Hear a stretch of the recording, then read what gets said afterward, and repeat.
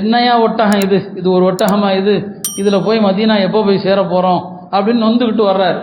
அவர் புலம்புறதை பெருமானார் காதில் வாங்கிட்டாங்க. ஜாபீர் என்ன சொன்னேன்னு கேட்டாங்க. இல்லை, இந்த ஒட்டகம் எதுக்கும் உதவாத ஒட்டகம், வேகமாக போகாது, இதில் ஏறி நான் எப்போ மதீனா போய் சேர போகிறேன்னு தெரியல. நபி ஸல்லல்லாஹு அலைஹி வஸல்லம் அவர்கள் தன்னுடைய கைத்தடியால் அந்த ஒட்டகத்தில் அப்படி ஒரு குத்துனாங்க. அவ்வளோதான்.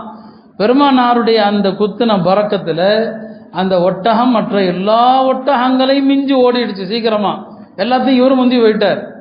பெருமானாரையும் விட்டுட்டு அவரு போயிட்டார். யார்? ஜாபீர் அவர்கள் ஒட்டகத்தில் ஏறி போயிட்டார்.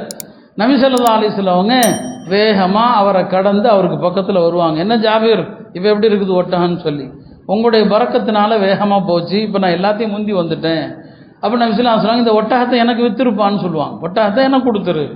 இல்லை, விற்க விரும்பல, வேணா உங்களுக்கு சும்மா தர்றேன். இல்லை காசு கொடுத்தா விற்றுருப்பான்னு சொல்லி 2 பேருக்கும் மத்தியில் பேச்சுவார்த்தை